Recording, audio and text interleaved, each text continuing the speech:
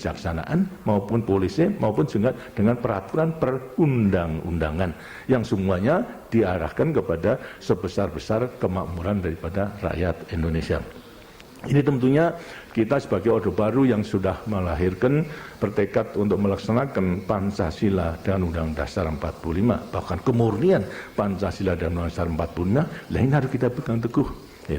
Sedangkan dalam rangka penjelasan daripada pasal 33 itu jelas mengatakan bahasanya segala pokok-pokok pemikiran di dalam pasal 33 itu merupakan landasan dasar daripada demokrasi ekonomi. Itu jelas dalam rangka penjelasan itu. Kemudian lantas mengatakan juga bahasanya produksi oleh rakyat untuk rakyat, kemudian lantas dipimpin dan diawasi oleh masyarakat, itu yang ditujukan adalah kemakmuran masyarakat, rakyat, bukan kemakmuran seorang-seorang. Itu sedang dikatakan bahasanya bangun ekonomi yang paling cocok adalah koperasi. Itu inilah dengan artinya koperasi itu mulak sudah katakan tadi suatu amanat, itu harus amanat yang diberikan. Tapi kalau kemudian lantas sekarang kita melihat kenyataan, mungkinkah koperasi itu segera kita andalkan itu untuk dapat membangun termasuk daripada proyek-proyek yang besar itu yang seharusnya dikuasai oleh negara. Tapi kalau negara tidak mampu, apakah kita akan biarkan? Kemudian kita menunggu sampai mampu, gitu. Sedangkan daripada koperasi jelas memang belum mampu. Karena itu lantas sekarang siapa ini? Dengan sini juga potensi yang kita miliki adalah daripada swasta. Tapi jelas kita tidak boleh memisahkan bahwa apapun swasta yang kita beri kepercayaan, bukan lantas karena kita membiarkan ekonomi dikuasai oleh swasta orang seorang untuk kemakmuran, tapi untuk kemakmuran dan kesejahteraan daripada masyarakat Indonesia itu.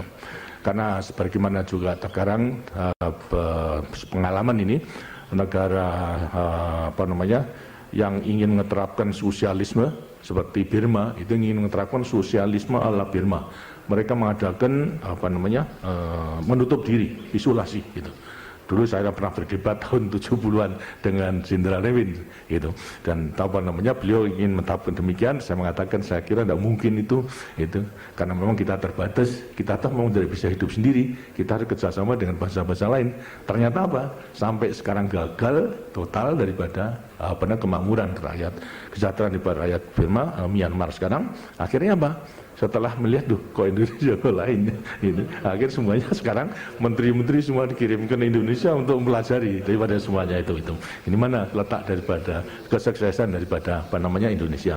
Berarti lantas sudah menyadari bahasanya sistem isolasi, politik isolasinya dengan menerapkan sosialisme ala Burma tidak berhasil. Nah, sekarang mulai bahasanya Indonesia pada waktu mengatakan kita daripada Indonesia tidak mengambil sistem sosialisme, tapi mengambil daripada sistem Pancasila. Ialah sistem yang sesuai dengan kebudayaan daripada kita. Saya katakan bahwasanya sistem Pancasila itu saya katakan bahwasanya sistem yang sosialistis, religius.